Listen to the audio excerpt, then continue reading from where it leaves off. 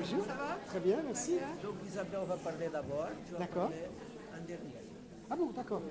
Bah alors, à ce moment, je peux m'asseoir ailleurs, nous on reste là. On reste lá. Quanto tempo nós temos? Et pourquoi ça a changé là? Pourquoi ça a changé là? Parece que Felipe Joron devait aller quelque part, il devait D'accord. Mais alors, du coup, on arrête tout à quelle heure là? à 4h30. Et moi, c'est jusqu'à 8 heures. jusqu'à 8 heures? Non. Jusqu'à quelle heure? Vamos combinar o tempo.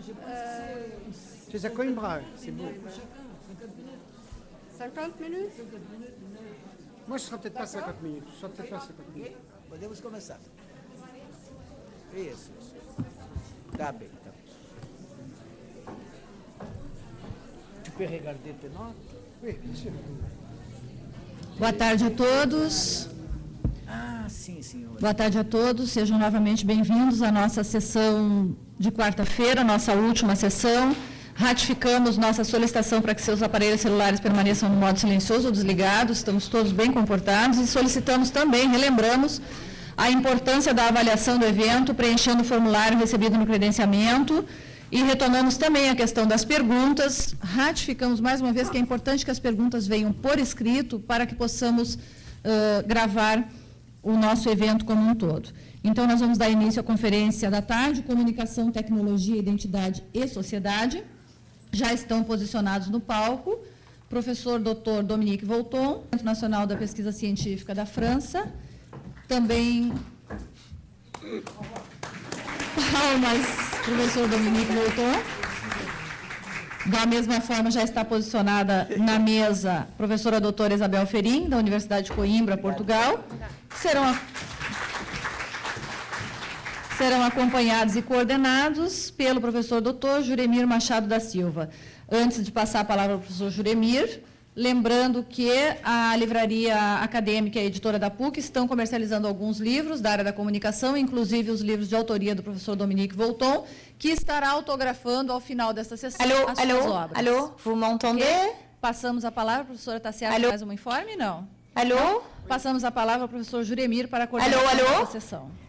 Bom, boa tarde a todos. Bonjour à tous, c'est un grand plaisir d'être là pour cette dernière session du séminaire du 20e anniversaire du PPG-Com avec Isabelle Verine de l'Université de Coimbra et Dominique Volton. Universidade de Coimbra. Professora associada. Le professeur Isabelle travaille avec l'analyse des médias, de médias migration, communication et politique, entre autres publications. Elle a publié Mémoire de feuilleton aux éditions Horizon. Linguística, religiosa e cultural na imprensa e na televisão e jornalismo e democracia. Elle a fait, elle a un grand nombre de publications en portugais. Dominique Volton est chercheur au CNRS en France. Il a créé, il dirige et anime la revue Hermès. Il écrit régulièrement pour des journaux tels Le Monde, Libération. De nombreux livres sont publiés en portugais. Nous allons commencer donc avec le professeur Isabelle Ferrin. On va lui accorder une cinquantaine de minutes. Boa tarde. Antes de mais, Bonjour, tout d'abord, antes de começar a minha avant conferência, de commencer ma conférence, gostaria de agradecer j'aimerais ao convite que me remercier foi endereçado l'invitation qui m'a été faite par le PPG-Com et par cette e université. queria também agradecer je tiens à remercier aos amigos également e tous les colaboradores amis, que les há muito tempo collaborateurs temos convênio entre a minha avec universidade de qui Coimbra e a FAMECO. nous échangeons entre nos universités, alunos Coimbra, e professores FAMECOS, já tous colaboraram. les étudiants Queria et les agradecer professeurs avec qui on a Cláudia déjà Moura, que collaboré. foi Je uma pessoa que remercie fez a également ponte, e a Claudia Doris, Moura, qui minha a fait le colega na pont USP entre há muitos les anos deux atrás, universités e que mantemos esta nous relação ao longo entretenons dos de anos, relations e que foi depuis sempre de muito longues proveitosa. années Também avec queria agradecer ao beaucoup Juremir succès. convite Et je tiens à remercier également hoje, Joramir antes de pour eu me cette dirigir, invitation. Et porque não avant gosto de nada de falar sentada, eu passer au pupitre, vou car je n'aime pas parler assise, je voudrais vous dire que j'ai préparé un PowerPoint direcionado para determinado tema, axé que sur é un o thème média e qui cultura est no celui espaço des médias et mas de la culture. o tema que está ali, Mais le a thème partir das qui est exposé, discussões à que partir foram realizadas des ontem e hoje discussions de manhã, depuis eu hier et ce vou matin, falar pouco, cela va me permettre não de tudo parler que está ali, mas vou propor plus algumas librement outras et questões pas que me exactement ce parecem que j'avais prévu pour mon oportunas PowerPoint, et je vais essayer no mundo da globalização. aborder des Então, se sujets não se qui me importam, semblent eu vou passar importants ali dans ce para monde de la aquele mondialisation. púlpito. Donc, Nós, je na vais nossa m'adresser universidade, au estamos muito pupitre, habituados ao car púlpito. dans notre É uma universidade université, escolástica nous sommes très e o habitués púlpito à parler au enfim, faz pupitre. parte do nosso Nous treino de sommes professor. Então, peço desculpa por esse hábito escolástico.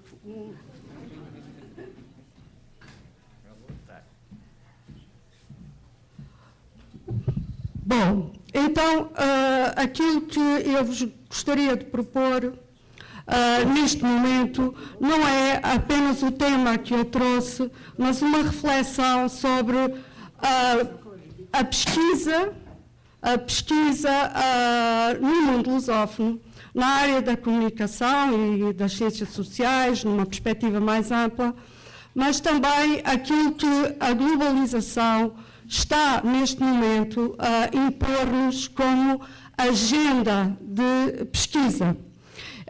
Essa agenda de pesquisa da globalização na nossa área tende, na minha perspectiva, e de certa forma eu estou em ruptura, assim como muitos outros colegas em Portugal, contra o pensamento dominante, é que essa nova agenda ela está reduzindo a nossa perspectiva enquanto portugueses e europeus do Sul, está reduzindo os nossos objetos de investigação. Os nossos objetos de pesquisa estão sendo reduzidos, estão sendo condicionados, estão sendo moldados às realidades de uma globalização internacional que não é a nossa perspectiva. Como é que isso se reflete no nosso cotidiano? Reflete-se na perspectiva identitária, na nossa perspectiva de identidade.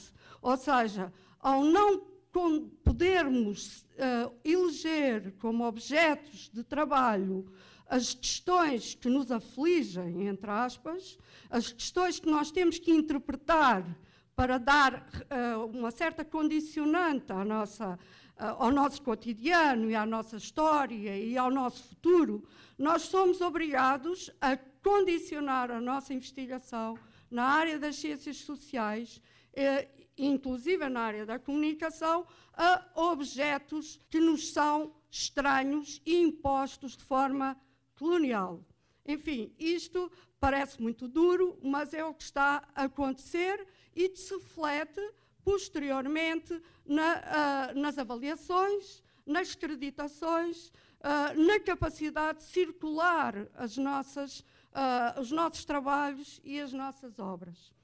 Enfim, isto é algo que eu penso que o Brasil tem que estar alerta, porque nós fazemos, e aqui eu volto, enfim, digamos, a puxar a brasa à minha sardinha, nós pertencemos a um espaço que é um espaço cultural lusófono. Este espaço cultural lusófono, eu não falo de lusofonia apenas cingindo ou apenas relacionando com a língua. Não é apenas a língua o espaço lusófono.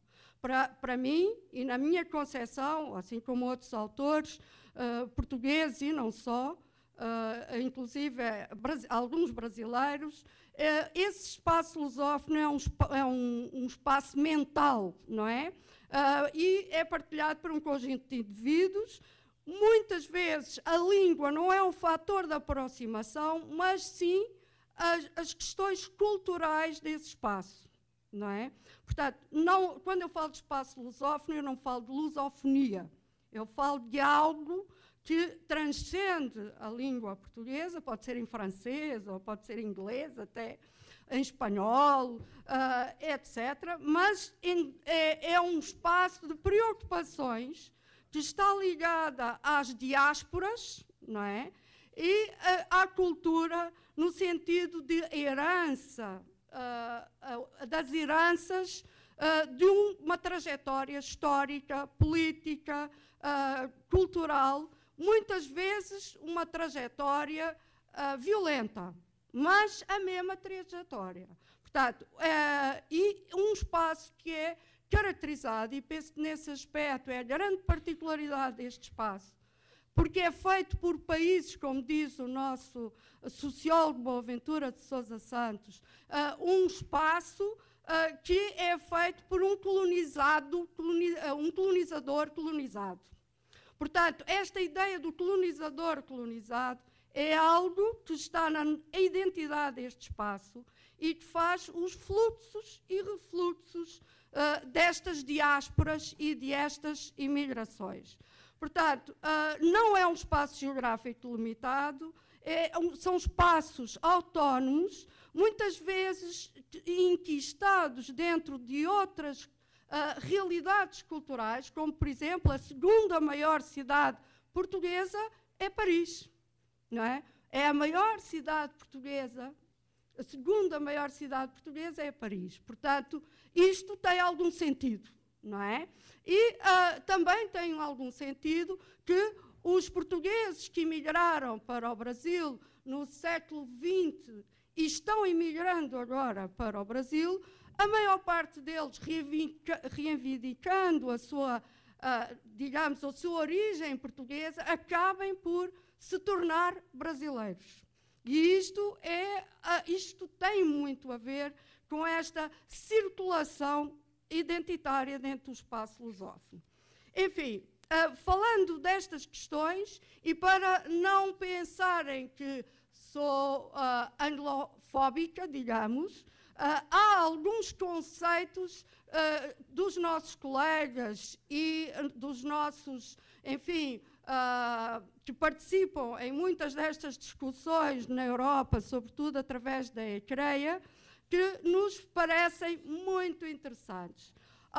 Enfim, o conceito de globalização-regionalização, principalmente na ideia de que a globalização exige e traz a regionalização, ou seja, nós não podemos viver a globalização sem viver a regionalização e ainda em espaços mais pequenos a localização. Portanto, estes conceitos que funcionam como bonecas russas, elas estão umas dentro das outras, não é?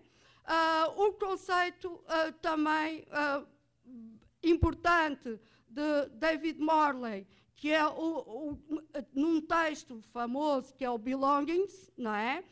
Que é o estar em casa. Eu penso que esse texto é extremamente interessante, porque ele mostra como estar fora e estar em casa se articula e pode ter relação através dos média, ou seja, os indivíduos circulam, entram nas diásporas, mas eles necessitam de encontrar espaços onde se sintam em casa, onde a pertença seja grande. E aí nós temos, por exemplo, a questão das telenovelas brasileiras para os brasileiros que estão em Portugal. Temos a música, por exemplo, relacionada que os portugueses no Brasil se sentem em casa com a música do Brasil, não é? A música é brasileira, mas os portugueses se sentem em casa com a música do Brasil. E temos as comidas, a circulação das comidas, a circulação dos cheiros, tudo o que é sensitivo, não é? Que nos traz um conhecimento deste espaço através de um conceito interessante, que é do Schlesinger, que é a Cosmopolitan Tentation, que apesar de estar relacionado com a Europa, na verdade se aplica de certa forma, podemos transferi-lo, essa ideia de cosmopolitismo, para este espaço lusófono, como sendo aquilo que nos faz sentir bem neste espaço, seja em África, seja em Portugal, seja no Brasil, seja num local ou outro, sentimos-nos em casa. Há elementos de cosmopolitismo que circulam, por exemplo, em Goa, na Índia. Ninguém poderá, à primeira vista, pensar que tem elementos que faz sentir em casa, mas quem sai de Mumbai e vai a Goa, sente-se em casa. Um português, um brasileiro, sente-se em casa, não é? Porque há ali elementos de reconhecimento visual que poderemos falar como a arquitetura, podemos falar como os símbolos religiosos, podemos falar como o azulejo, etc. Bom, outro conceito que eu penso que é importante para esta questão da identidade deste espaço, que não é necessariamente só da língua, como eu falei, pode ser a ideia de cultura, fundamentalmente, é a ideia de memória, ou seja, uma memória coletiva de identidade. Como é que eu, chegando a Goa, não é? Ou a Damão, ou a Diu, ou até, por exemplo, num local, enfim, Singapura, não é? Ceilão, por aí fora, há um fulano que não sabe falar português, chama-se Fernandes, não é? E conta a história do antepassado que chegou num barco e que ele gostava muito de conhecer, por isso o filho dele tem uma camisa de futebol do Ronaldo, ou uma camisa de futebol de um Niemeyer, ou qualquer coisa assim. Portanto, esta relação, não é? Que é uma relação construída pela memória, uma relação constituída através de uma memória coletiva e identitária que se mantém pelas gerações. Então, esta ideia, que também vem de autores que trabalham a questão da memória coletiva e da identidade, é algo muito interessante para se pensar este espaço maior, que é o espaço lusófono e estes conceitos. Bom, uma vez expondo estes conceitos, o que é interessante é que este espaço é um espaço de conflitos, porque há dominadores e dominados, há colonizadores e colonizados, há escravos, não é? E senhores, há diferentes grupos étnicos e esses diferentes grupos étnicos, eles nem sempre conviveram harmoniosamente e muitas vezes não conviveram mesmo harmoniosamente. Portanto, esta ideia de conflito e esta ideia de resolução do conflito através de uma perspectiva em que, volto a falar do Boaventura de Sousa Santos, da ideia de que existe uma espécie de capacidade de camaleão dentro da cultura portuguesa e desta cultura de tradição portuguesa, que ela se adapta, tende a adaptar-se às condições onde está. E digamos, esse princípio do camaleão é um princípio de sobrevivência, de resistência e de resiliência, não é? Portanto, é um princípio, é um colonizador que é colonizado e tem de se manter. E para se manter, ele utiliza estas estratégias, não é? Que são estratégias de adaptação às realidades, não é? E aí, como nós podemos ver, essas estratégias, hoje, na perspectiva dos mídias, nós podemos ter as questões relacionadas com história, religião, arquitetura, a língua, a literatura, etc. E nós podemos ter todas essas manifestações através da imprensa, da internet e dos conteúdos que elas envolvem. A literatura, a música, a teleficção, o futebol, etc. E todos estes elementos são constitutivos deste espaço, não é? Eu não falo aqui, por exemplo, a teleficção, eu falo do cinema, mas dentro da teleficção considero pode ser uma heresia, mas é aquilo que apanha a massa, não é? Apanha, que circula, que flui entre muita gente, muitos consumidores, muitos possíveis produtores. Então, estes elementos constitutivos deste espaço, eles envolvem todas estas manifestações. Bom, eu não vos vou falar da parte de história, da religião, mas a religião e a história até hoje mantêm um grande núcleo de relações que se estabelecem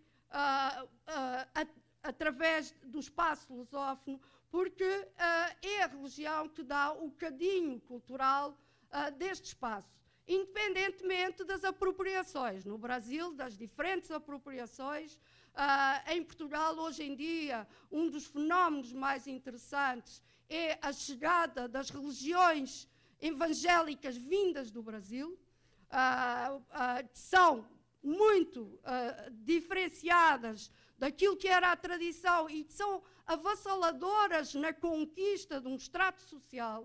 É totalmente novo esse fenómeno, mas é avassalador. E o mesmo fenómeno se passa em África de língua portuguesa. Por exemplo, Moçambique, Angola, têm essas novas religiões evangélicas, digamos, num sentido apoiadas pelos governos, no sentido que é, enfim, uma barbaridade o conceito que está à volta disto, que é civilizar essas populações. Ou seja, o que é que acontece com as igrejas evangélicas quando chegam à África? Proíbem a poligamia, elas controlam, digamos, os filhos fora do casamento, elas vão obrigar as pessoas a trabalhar para pagar o dízimo, etc. Então, há todo um projeto à volta da igreja e dentro do espaço lusófono que, neste aspecto, emana do Brasil e que hoje constitui esta ideia constitutiva que não tem já mais a ver com a Igreja Católica tradicional. Outra questão é a escravatura, não é? Portanto, a questão da escravatura é uma questão fundadora e as relações se estabeleceram através da escravatura, não é? Portanto, em Portugal, que sempre foi negada a escravatura e a existência de escravos em Portugal continental, e que foi necessário, por exemplo, ir lá um pesquisador brasileiro, o Tinhorão, para fazer um trabalho e fazer um levantamento da escravatura em Portugal no século XVII. Portanto, isto tem alguma razão de ser, não é? E isto é um elemento constitutivo desta nossa região. Um outro elemento, que é, enfim, isto é apenas ilustrações, é o elemento constitutivo da arquitetura. Como eu falei, chegar a Goa, Damão e Diu, ir a Singapura, por exemplo, ir a Macau, ir a Cabo Verde, ir a Luanda, ir à Bahia, enfim, ir aqui a Florianópolis, a Santo António de Lisboa, nós encontramos tudo isto. Portanto, isto é um elemento constitutivo. A arquitetura é um elemento... E a arquitetura não é apenas um elemento apenas. Ela molda a vida das pessoas, molda o sentido estético e a percepção, inclusive, do espaço e do tempo que é possível construir à volta destes elementos. Portanto, é mais um elemento que nós gosto, enfim, de falar, porque as proximidades são muitas, não é? Portanto, nós temos Ponta Delgada, esta fotografia, esta imagem que está aqui não é a imagem do mar, mas se nós tivéssemos a imagem do mar, veríamos como é parecido com Paraty no Brasil, não é? E estas relações, elas têm uma forma de construir a identidade e construir essa identidade dentro deste espaço lusófono. Bom, também vos trago o Mia Couto, que fala Miyakoto, penso que sabem quem é, um escritor moçambicano, e ele tem algo, não vou entrar nos sítios e blogs, enfim, que falam disto, mas ele tem uma questão muito interessante, que é o que diz que o mar foi ontem e que o idioma pode ser hoje. Mas a questão do idioma para ele é o idioma diversificado, não é?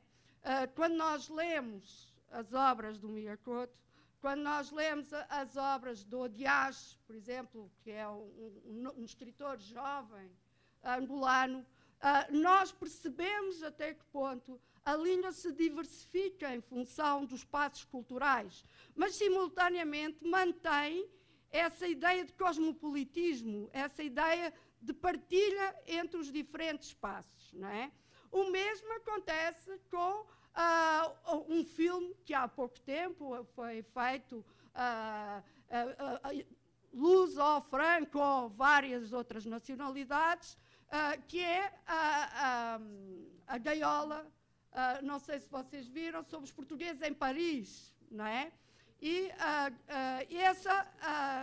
esse filme mostra também essa inter-relação identitária dentro deste espaço, com uma realidade europeia, não é? Eu não vos vou falar, enfim, daqui da imprensa, eu só gostaria de dizer que na agenda da pesquisa que podemos ter sobre este espaço lusófono, a pesquisa sobre a imprensa é imensa. O professor António Opfeld tem vindo a trabalhar sobre isto e há milhares de informações que não estão recolhidas nem tratadas, que fazem parte da memória, não é, de muitos povos e pelo menos de mais de 400 milhões de pessoas e não estão trabalhadas, não é? Portanto, esta ideia do trabalho sobre a imprensa e do início dos boletins oficiais, dos primeiros jornais de âmbito lusófono, tudo isto é uma agenda de trabalho imenso, um objeto, se não formos nós a trabalhar, provavelmente não será trabalhado e a memória perderá isto, mas também, por outro lado, pode vir a ser trabalhado, e, enfim, aqui afirmo mesmo a minha relutância a que seja trabalhado, por exemplo, nas instituições inglesas como o King's College, onde a visão sobre o colonialismo português já é uma visão colonial sobre o próprio colonialismo, ou seja, há duplas camadas em cima. Portanto, eu penso que há aí um campo de trabalho de pesquisa para todos nós muito interessante. Outra questão muito interessante são os elementos mediáticos da literatura. E esses elementos da literatura, eles podem vir a ser ficcionados. Cinema, não é? Por exemplo, o cinema de muitos autores, como Essa de Queiroz, o Fernando Pessoa, ou no Brasil, diferentes, Cecília Meirelles, etc. Portanto, há muitos elementos possíveis de virem a ser ficcionados. E esses elementos possíveis de ser ficcionados, eles são mais uma agenda de pesquisa. Bom, e ainda nós temos, podia passar agora aqui o filme, uma parte do filme do Carlos Saura, e aqui eu vos diria que os elementos constitutivos desta relação estão na música muito determinados por uma herança no século XVII e XVIII. O filme do Saura, que é espanhol, por acaso, não é? Sobre os fados, ou sobre o flamengo, não é? Ele demonstra exatamente esta conjunção entre os diferentes elementos deste grupo identitário do espaço da lusofonia. Enfim, falando um pouco de um tema que nem sempre a academia aprecia, são os estudos de telenovela, não é? Pois a telenovela é dos elementos que mais modernamente constituiu este espaço. E eles são, através da telenovela brasileira, nomeadamente sobre duas grandes telenovelas, que é a Escrava Isaura, não é? E a Gabriela. Elas constituíram, a partir da sua exibição, constituíram um espaço, um fluxo de troca, que nos estudos de recepção ainda não estão explorados. Não há estudos de recepção deste fluxo das telenovelas, não só em Portugal, não há suficientemente, mas também não há em África. A primeira estranheza que nós temos é quando chegamos a Cabo Verde e vemos que tudo para, e estou a falar hoje, 2014, tudo para ver uma telenovela brasileira. Principalmente telenovelas históricas brasileiras. Tudo para. Inclusive a cidade. E isto é incrível. O mesmo acontece já em Moçambique, mas já não acontece em Angola. Porquê? Porque Angola começou a produzir, como eles dizem, à maneira brasileira. Então, a telenovela Vindec, né, que vocês podem consultar no YouTube partes desta telenovela, é extremamente interessante por isso, porque ela não aborda um único aspecto da cultura angolana, o único aspecto da política e da sociedade angolana, o único aspecto da realidade do cotidiano angolano. É uma telenovela feita em Angola para ser vendida em Angola, em Moçambique, em Portugal, e foi vendida a Portugal. Ela é feita por atores angolanos, mas ela não aborda a realidade angolana. Ela é apenas a transposição de uma telenovela urbana brasileira, tá? Com atores brasileiros, com técnicos brasileiros, e isto é extremamente interessante e não está suficientemente estudado, não é? O mesmo não está estudado, por exemplo, a reconstrução do final do século XIX, do fim da escravatura, relacionado com um livro famoso no Brasil, do Miguel Sousa Tavares, e que foi transformado em filme, que é o Equador. Bom, um outro aspecto que nos une e que faz parte de uma agenda não trabalhada é o futebol. O futebol e a ideia de circulação de jogadores, dos clubes, das transações entre clubes, da criação de ídolos, não é? Isto não faz parte das agendas que nós podemos trabalhar, e não faz parte, não foi trabalhado, mas seria um tema extremamente interessante e talvez com algum financiamento, porque isto é realmente uma coisa.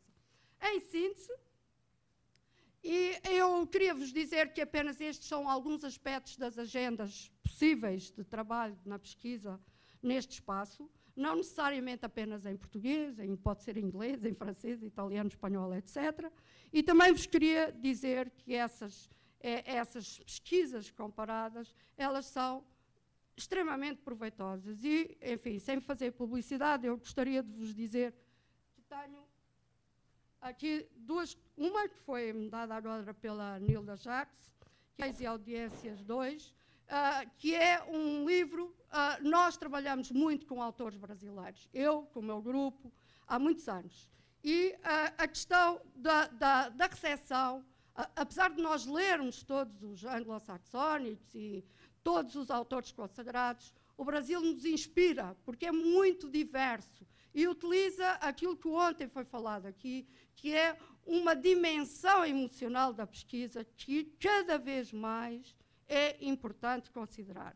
E uma outra questão que nós estamos a trabalhar em conjunto são temas polémicos dos diversos países, não é? E, por exemplo, eu estou muito agora aqui porque num projeto sobre a cobertura jornalística da corrupção política. E nesse projeto nós temos Portugal, Brasil e Moçambique, e essas perspectivas comparadas, que não são perspectivas quantitativas, mas são perspectivas no sentido da concepção cultural da corrupção e a perspectiva também de como os sistemas políticos nasceram de uma colonização, digamos, um domínio único, elas se concretizam depois em projetos que procuram comparar as diversas realidades e, simultaneamente, encontrar eixos comuns, não é? Bom, então, isto era o que eu vos trazia. Há muitos outros autores que podem ser inspirações.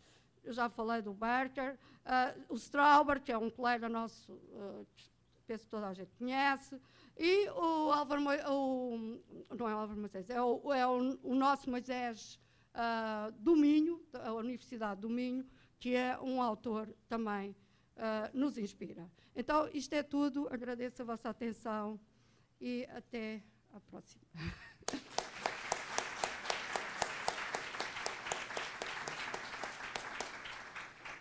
Muito obrigado, então, a professora Isabel Ferim, da Universidade de Coimbra, pela sua conferência, pela sua exposição aqui neste nosso seminário, 20 anos do programa. Vou passar agora, então, a palavra ao Dominique Volton, do Centro Nacional de Pesquisa Científica da França.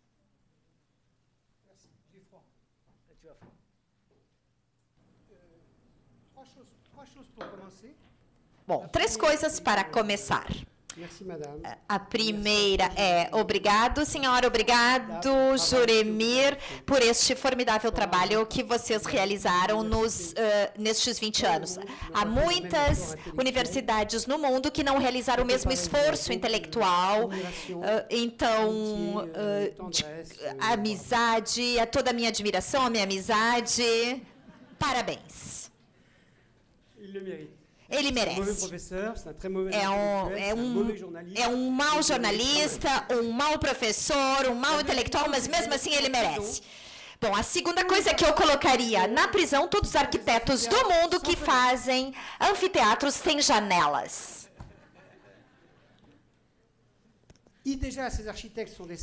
Já esses arquitetos são sem vergonhas porque fazem prédios horríveis e, além disso, quando constroem anfiteatros, fazem sem janelas. Eles vivem com seus apartamentos, com terraços, com sacadas, com bastante luz. E terceira coisa, eu concordo muito com o que a senhora disse, e na tirania da globalização para o mundo acadêmico, eu citaria ainda 3 tiranias contra as quais o mundo acadêmico não se revolta. O mundo acadêmico, infelizmente, como é que eu poderia dizer? É um mundo oportunista. As avaliações mundiais são estúpidas, a classificação das universidades mundial é ridícula, a hierarquia de classificação das publicações também é ridícula. Isso me dá uma raiva. E o mundo inteiro se apoia nessa bobagem americana. Tudo está dito aqui.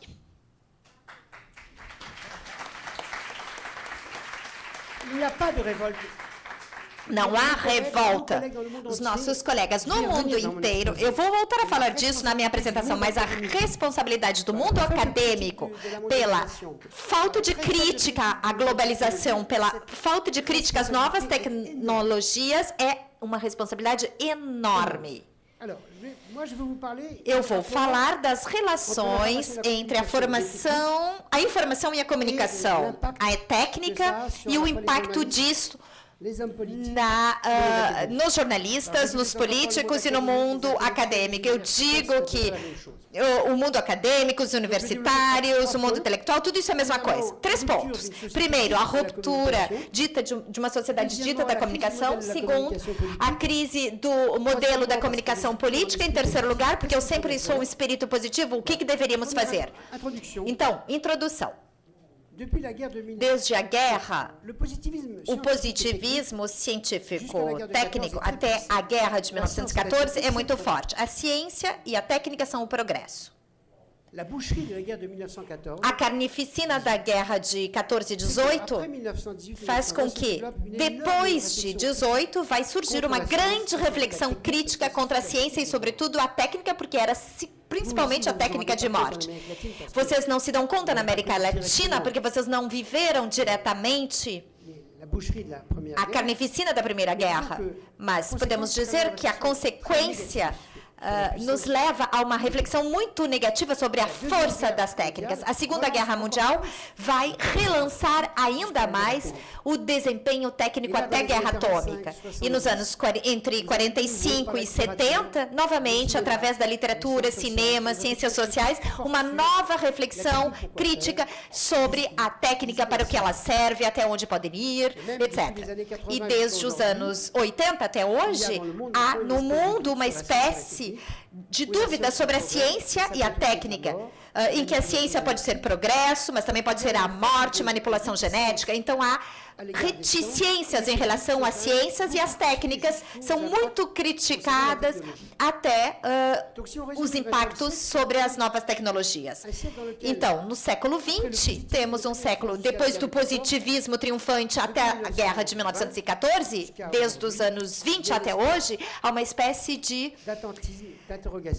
espera e de interrogação. As únicas técnicas para as quais não há grandes esforços são as técnicas de comunicação, com dois aspectos. Uma relativa desconfiança, para não dizer hostilidade do mundo intelectual em relação às mídias de massa, rádio e televisão. Esse anfiteatro poderia estar cheio com os livros escritos sobre rádio e televisão pelos intelectuais. É a alienação do povo, é a besteira, é o capitalismo. Enfim, se diz que não há nada de bom no rádio e na televisão. Não se trabalha. E chega, então, o novo Deus,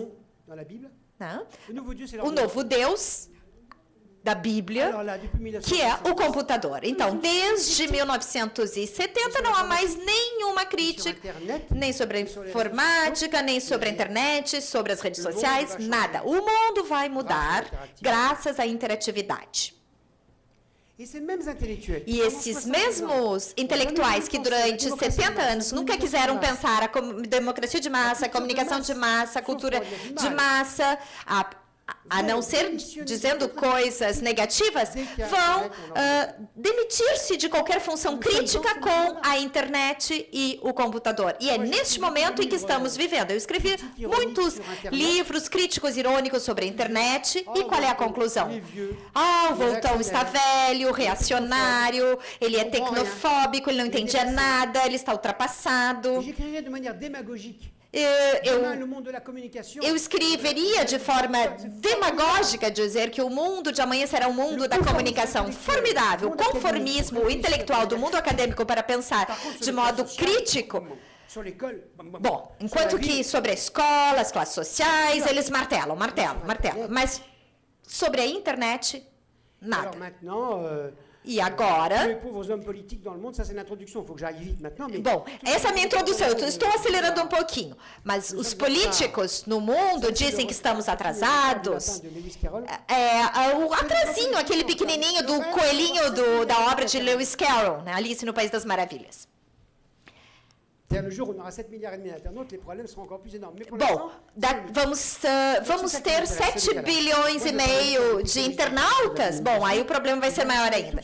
E eu gostaria de destacar, para introduzir, a ruptura entre uma preguiça intelectual e um conformismo crítico contra as mídias de massa, e uma preguiça intelectual e submissão total em relação à internet e à informática. Eu vou distinguir 5 rupturas. A primeira quaisquer que sejam os fluxos de informação, as suas condições de produção, quanto mais informações circularem no mundo, mais aumenta o espírito crítico. Mesmo que a informação seja enviesada, mesmo que haja ditadura, sempre haverá um jornal, um rádio, uma televisão e o computador. Eu quero lembrar que os 7 bilhões e meio, há 5 bilhões e meio de rádios, aparelhos de rádio no mundo. 5 bilhões e meio, 4 bilhões e meio de televisões e 2 bilhões e meio de computadores. Então, o primeiro meio de comunicação do mundo é o rádio. E o que me interessa é o telefone, porque na minha teoria, o telefone é o mais importante de todos. Por quê? Porque é a voz, é o ser humano. E a questão que os seres humanos buscam no mundo inteiro é saber se alguém os ama. E isso é dito por uma voz. Nós podemos até paquerar pela internet, mas é preciso que haja um encontro físico no café da estação. Bom, seja numa relação hétero ou homossexual, esse encontro não é fácil. Então, um segundo ponto, mesmo que as teorias da comunicação tenham ignorado durante 70 anos esse ponto, o que emerge nos últimos 50, 60 anos é que o receptor de rádio não é idiota, ele é crítico. Não é por haver fotonovelas que é ridículo. As pessoas assistem por 1000 razões e não é por assistirem que são estúpidas. Todos os canais culturais não funcionam no mundo inteiro, infelizmente. Todos os intelectuais adoram esses canais culturais, mas todo mundo quer assistir os jogos de futebol e as novelas americanas. Uma terceira ideia, mais ambígua ainda, é que quase um século, quase 2 séculos, o livro, o jornal, o rádio, a televisão se tornam uma indústria cultural da oferta. Assumem a responsabilidade de fazer um programa e esperar encontrar o público. E a genialidade é que considerar que a oferta está ultrapassada e tudo que vem da demanda é formidável. E todo mundo quer a internet porque é a demanda. Eu só assisto aquilo que eu quero. É por isso que a saída da internet é uma segmentação da população em quantas comunidades possíveis que possam ser salvas. Porque e consideramos ultrapassado, ridículo o jornal, a televisão, o rádio, porque é uma indústria da oferta. Mas toda a indústria cultural é da oferta. O cinema, o espetáculo vivo, a pintura, a literatura, sempre há oferta. É um criador que assume o risco. E se invertermos a lógica, e se a demanda fizer a sua programação, se ter aí um conformismo. A criação sempre é uma ruptura e nunca agrada. Eu diria que o fundamento de uma indústria cultural, de uma indústria simplesmente, é alguém que assume um risco, que vai produzir com risco.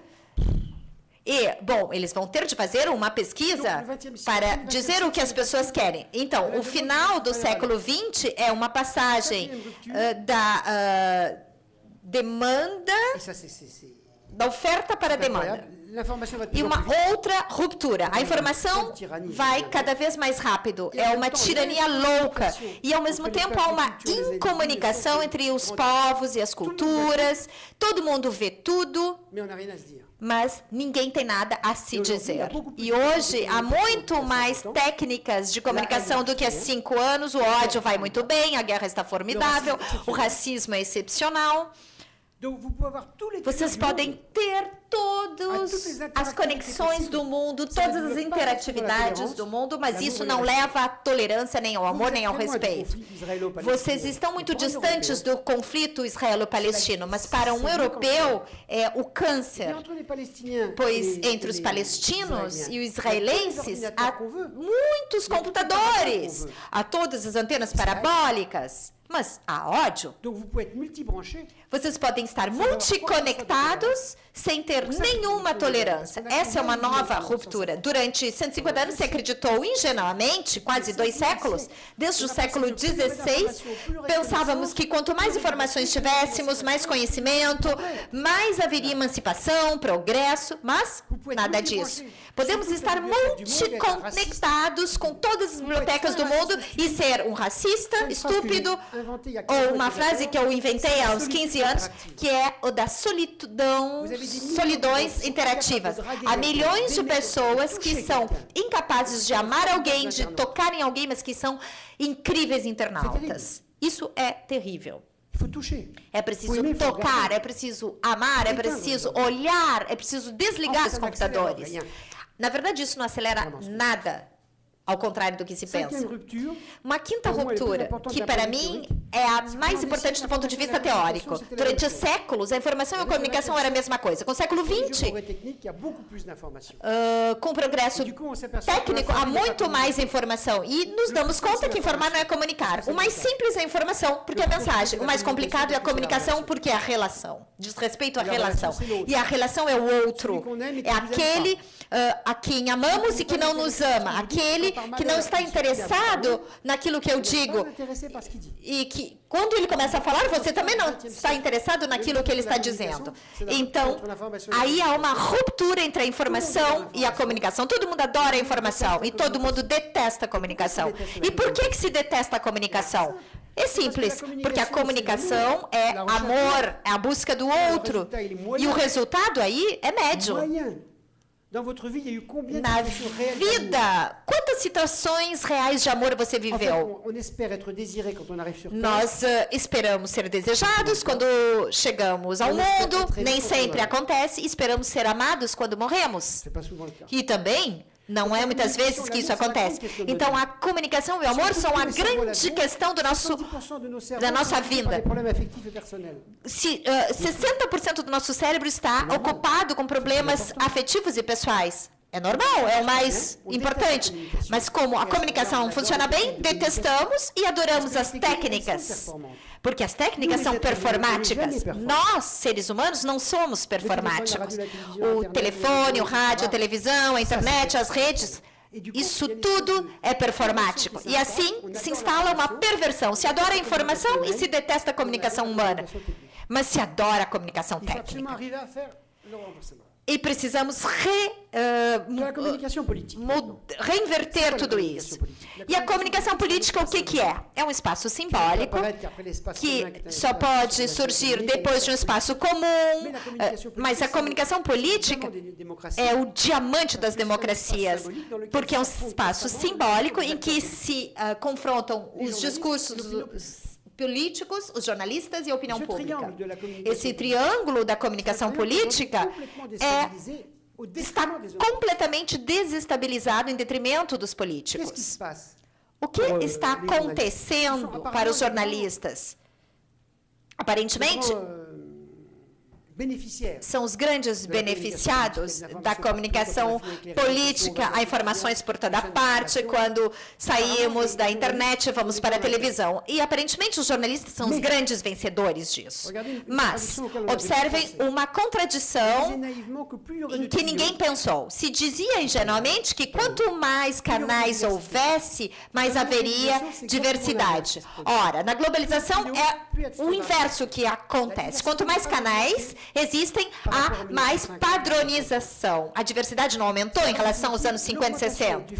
O aumento do fluxo de informação e do número de canais não aumentou a diversidade, ao contrário do que pensamos. Isso é um problema para a comunicação política. O segundo problema, a imprensa está vivendo numa concorrência muito grande. Não há dinheiro para enquete, sondagem. Os jornalistas não fazem mais investigações. Eles agora ficam girando em volta do computador, porque os donos das redações não têm dinheiro. Então, os jornalistas ficam sentados 24 heures sur 24 derrière les 24 horas por dia Mais vous imaginez na la castration. frente das suas telas. Imaginem a Quand un castração. journaliste dit, mais je voudrais bien faire une enquête. Ah, trop long, trop cher. E quando um quer fazer uma reportagem, uma investigação, recebe a resposta, é muito caro, etc, etc. E, além disso, ele fica sem nenhum contato com o real. Uma outra tendência, terceira tendência da globalização, para 10% de políticos, vocês têm 90% de comentários. Isso é terrível. Um pobre ministro, primeiro-ministro, tenta fazer alguma coisa.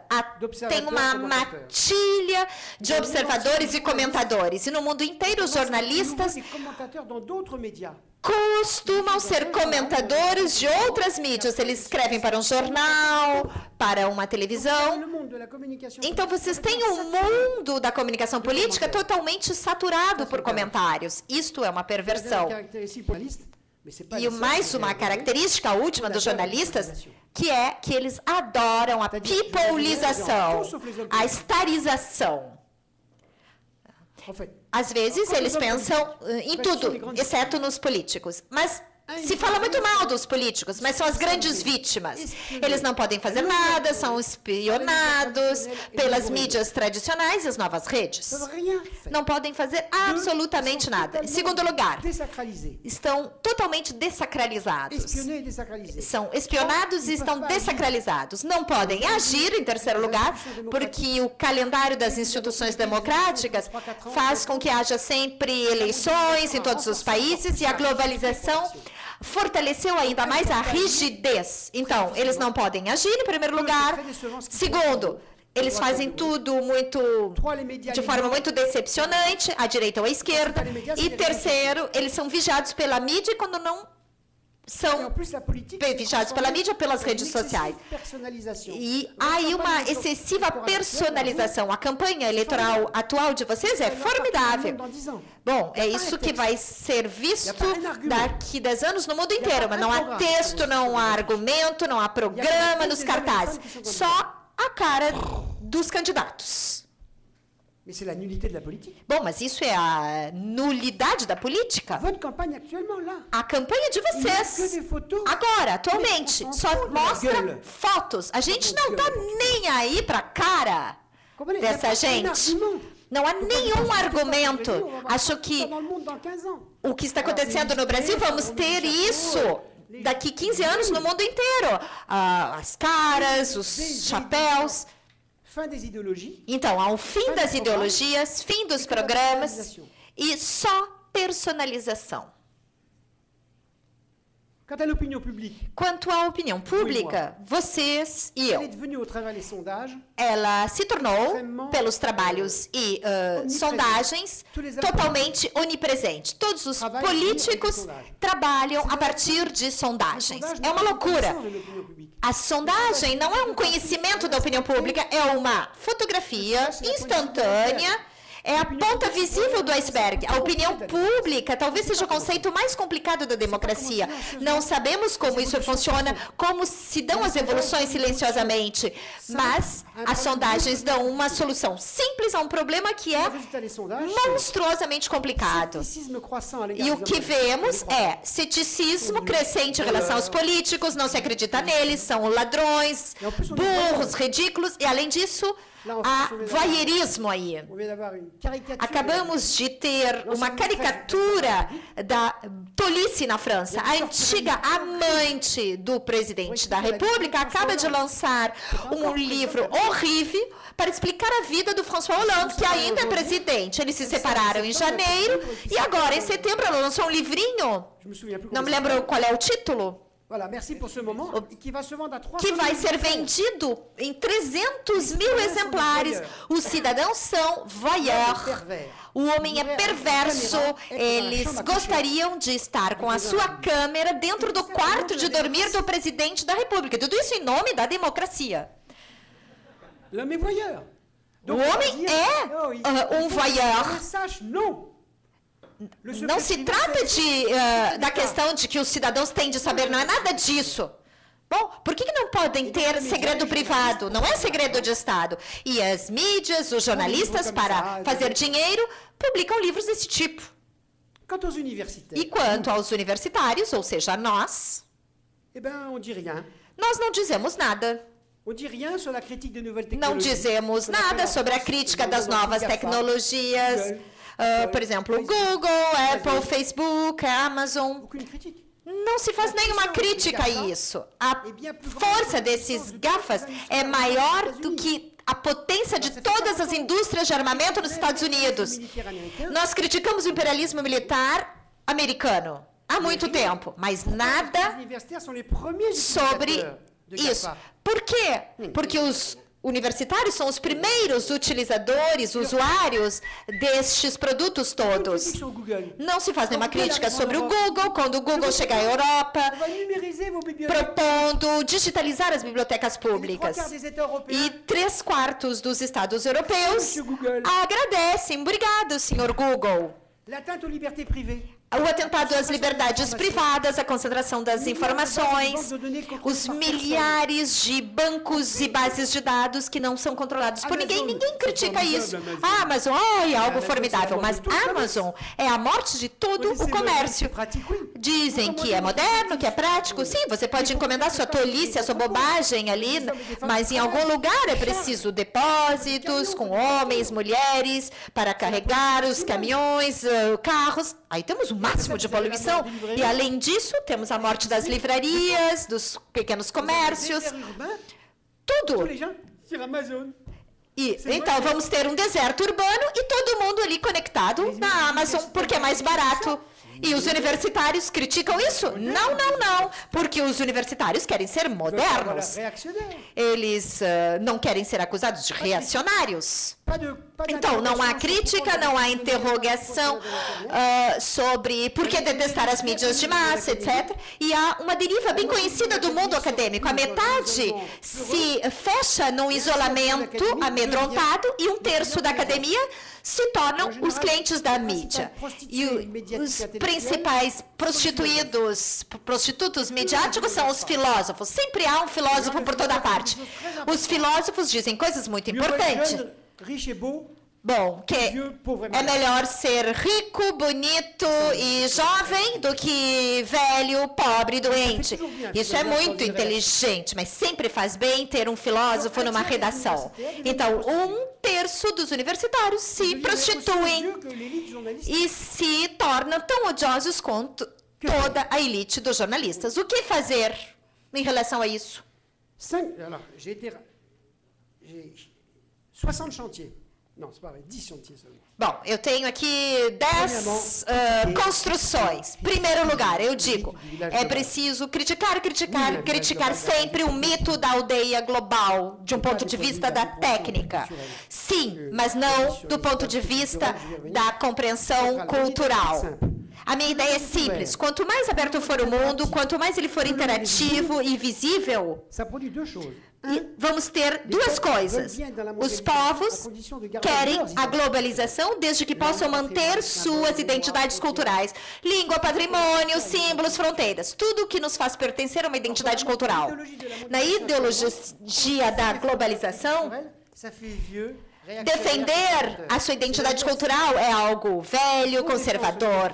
E é o contrário disso. Precisamos defender a identidade cultural para nos inserirmos na globalização. No Brasil não tem problema, vocês são grandes e numerosos, mas em países pequenos como Suíça, Portugal, Irlanda, Escócia, países ameaçados pelo esmagamento.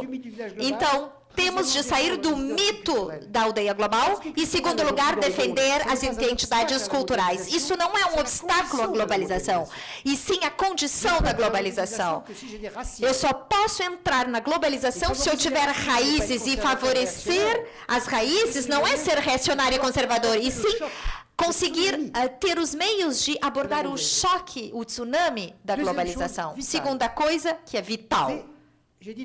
Eu falei antes de separar a informação e a comunicação e disse que o mais fácil é a informação, mais difícil é a comunicação. Nessa ordem de ideias, é preciso destecnicizar a comunicação. O desafio da comunicação nunca é técnico, ele é político. A paz entre duas pessoas não é uma questão técnica, é uma negociação. E eu distingo 5 sentidos em relação à palavra comunicação. Primeiro, o amor, que não dura muito tempo. Bom, se nesta sala tiver alguém apaixonado, fique apaixonado o tempo que puderem. A comunicação só dura o tempo que durar. Keeping love. O segundo sentido da comunicação é transmitir. Durante séculos, foi transmitir de cima para baixo. E hoje, graças à interação, é de cima para baixo, de baixo para cima, mas a interação não é comunicação. Como eu costumo dizer sobre a internet, se todo mundo se expressar, todo mundo quer dizer alguma coisa, todo mundo tem algo a dizer, todo mundo quer falar. Mas se todo mundo se expressar, quem vai ouvir? Quem vai ouvir? E, aliás, quando queremos contar a vida, nós não ficamos interessados na vida do outro, nós não estamos nem aí para a vida do outro. Então, o mundo da técnica e da comunicação é o mundo da expressão. Então, a palavra compartilhar me interessa. E, além disso, comunicar é negociar. Nas nossas relações amorosas, depois da fusão amorosa, depois os destinos se separam. Ou a gente dá tchau, ou a gente chega a uma conclusão de que o parceiro afetivo não é tão ruim assim. E o que nós começamos a fazer na nossa vida amorosa? Todos nós. Concessões para evitar rompimento. E chegamos ao centro da comunicação, que é a ideia de comunicar como sendo negociar. Isso vale para uma família, um casal, uma empresa, um país, Europa, globalização. Quanto mais espaços abertos de interação e troca, mais a comunicação pode se tornar negociação. Terceiro ponto. Bom, então, destecnicizar a comunicação significa entender que a técnica nunca fez uma revolução do homem. Uma técnica pode ajudar num projeto de transformação do homem se simultaneamente houver um projeto político. E eu falo da genialidade da televisão e do rádio porque isso se deu simetricamente à batalha do sufrágio universal, que teve 2 séculos. E o rádio e a televisão se inseriram nesse espaço. A internet está no espaço da revolução individual. É um progresso, é um gigantesco para a liberdade individual. Mas o conceito de liberdade individual foi inventado já desde o século XVIII. E a internet não ultrapassa a coletividade. É uma mídia de comunidade, não de sociedade. A genialidade da TV e do rádio permite reunir pessoas que não têm nenhum ponto comum. A força da internet e o seu ponto fraco é ser uma mídia de comunicação comunitária. Nós reunimos no mundo inteiro aqueles que se interessam pelas mesmas coisas. E há 30 anos tem se dito que o rádio e a televisão são medíocres e que a internet é formidável.